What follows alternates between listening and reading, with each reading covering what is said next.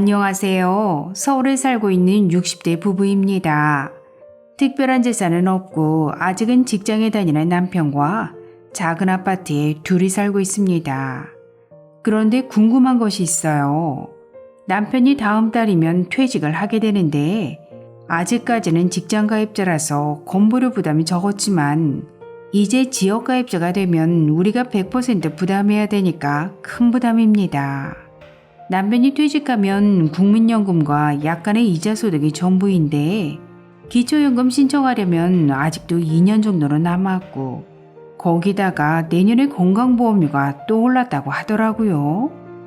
물가는 폭등하고 생활비도 부족한데 건강보험료까지 오르면 어떡하라는 건지 정말 답답합니다.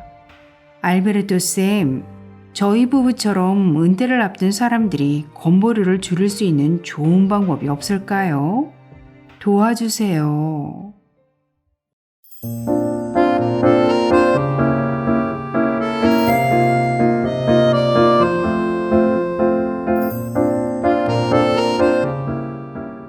안녕하셨습니까? 행복한 인생의 희망 알베르토입니다. 고물가 고금리 시대, 소득은 그대로인데 건강보험료는 오르고 요즘 어르신들의 가장 큰 고민거리 중 하나는 건강보험료이실 텐데요. 오늘은 2023년 건강보험료를 합법적으로 줄일 수 있는 방법 5가지를 아주 쉽게 설명해 드리겠습니다. 최근 발표된 건강보험의 개편 내용은 9월부터 시작된 건강보험 2단계 개편안과 2023년 건강보험료율 인상, 이렇게 2가지로 나눌 수 있습니다. 먼저 건강보험 2단계 개편안의 내용 중 은퇴를 앞둔 어르신들께 가장 부담스러운 것이 피부양자 소득요건 강화일 텐데요. 이번 소득요건 강화로 인해 27만 2천 명의 어르신들이 피부양자 자격을 상실하고 지역 가입자로 변경돼서 매달 부담스러운 건보료를 납부하셔야 합니다. 다음 2번째 개편 내용은 2023년 건강보험료율이 6.99%에서 7.09%로 1.49% 인상되고 지역가입자의 보험료 부과 점수당 금액도 205원 30전에서 208원 40전으로 3원 10전 인상됩니다. 그런데 여기서 은퇴한 사람들은 직장 가입자도 아닌데 건강보험료율이 무슨 상관이냐고 하실 수 있지만 9월부터 시행된 건강보험 2단계 개편으로 인해 지역가입자에게도 소득정률제가 시행됩니다. 즉, 지역가입자의 소득에 대한 건보료 부과를 직장가입자와 같이 월 소득에 건강보험료율을 적용해서 산정한다는 뜻입니다. 그렇다면 우리나라 국민들은 현재 납부하고 있는 건강보험료는 소득 수준 대비 어떻다고 생각하고 있을까요? 지난 8월 한국경영자총협회의 통계 자료에 따르면 현재 납부하고 있는 보험료가 매우 부담된다 26.5%, 다소 부담된다 47.1%로 부담된다는 비율이 전체의 73.6%로 나타났고 보통이다 22.9%, 별로 부담되지 않는다 3.5%로 조사되었습니다.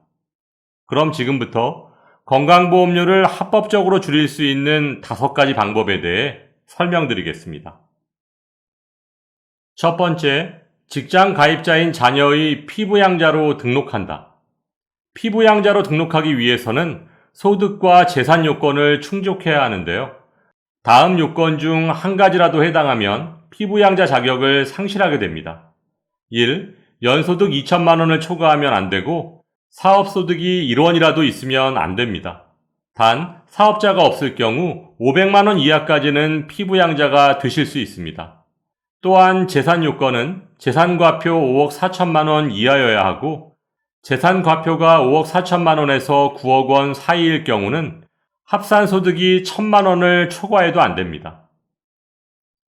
그런데 여기서 확실히 알고 계셔야 할 내용이 있습니다. 조금 전 설명드린 피부양자 소득과 재산 요건은 부부 합산해서 반영하는 것이 아니라 부부 각각의 소득과 재산을 평가해서 피부양자 자격을 부여합니다. 따라서 피부양자 신청 전에 부부의 소득과 재산 비율을 적절히 배분하시면 좋은 결과를 얻으실 수 있습니다. 이렇게 지난 9월 1일부터 시행된 건강보험 2단계 개편으로 인해 피부양자 자격 요건이 더 까다로워지기는 했지만 건강보험료는 한 푼도 내지 않으면서 건강보험의 모든 서비스를 받을 수 있고 여기에 자녀의 직장 건강보험료는 하나도 오르지 않는 피부양자 등록 하실 수만 있다면 꼭 신청하시기 바랍니다.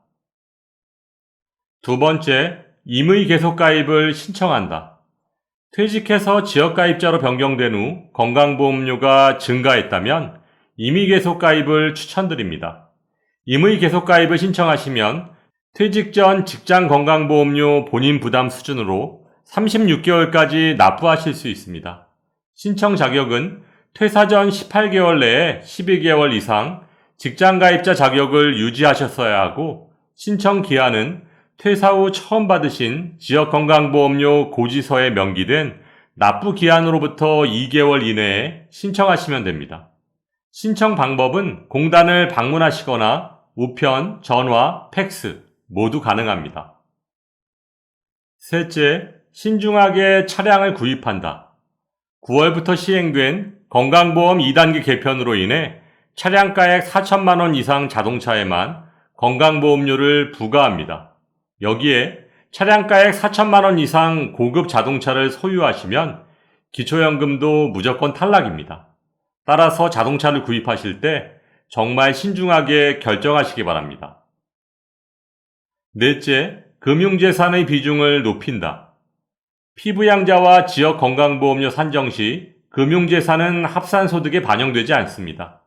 또한 이자소득을 포함한 금융소득은 연소득 1,000만 원까지는 합산소득에 포함되지 않습니다.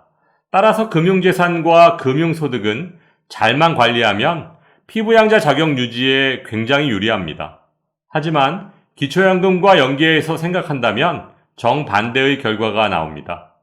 기초연금 계산 시 금융재산은 기본공제가 2천만 원밖에 되지 않아서 일반 재산에 비해 불리하고 이자소득의 기본공제는 월 4만 원밖에 되지 않기 때문입니다. 따라서 건강보험과 기초연금 항상 연계해서 신중하게 판단하셔야 합니다. 다섯째, 재취업을 통해 직장가입자로 등록한다. 건강보험 직장가입자는 회사와 반반씩 건강보험료를 부담하고 또한 소득에만 건강보험료를 부과하므로 소득, 재산, 자동차에 부과하는 지역가입자에 비해 상대적으로 유리합니다. 따라서 월급이 많지 않더라도 능력을 발휘하실 수 있는 일에 재취업하시는 것이 좋습니다. 그리고 재취업 후 1년 정도 있다가 퇴사를 하시더라도 다시 임의계속가입을 신청하시면 36개월간 직장가입자 수준의 건보료를 계속 유지하실 수도 있습니다. 따라서 하실 수만 있다면 재취업에 꼭 도전해 보시기 바랍니다. 네, 그렇군요. 먼저 피부양자 자격이 되는지 계산해보고 그게 안 되면 이미 계속가입이라도 신청해서 36개월 동안 시간을 벌면서 재취업에도 도전해보고 할 수 있는 건 모두 신청해봐야겠습니다. 오늘 친절하고 유익한 정보 정말 감사드립니다. 2022년 현재 대한민국의 모든 복지 서비스는 아는 만큼 미리 준비하고 신청한 만큼 받으실 수 있습니다. 보다 적극적으로 신청하셔서 어르신들의 합법적인 권리를 모두 찾으시길 바라면서 오늘도 알베르토가 어르신들의 행복한 인생 2막을 응원하겠습니다. 행복한 하루 되세요. 좋아요, 구독, 그리고 알림과 공유는 좋은 콘텐츠를 만드는 힘이 됩니다.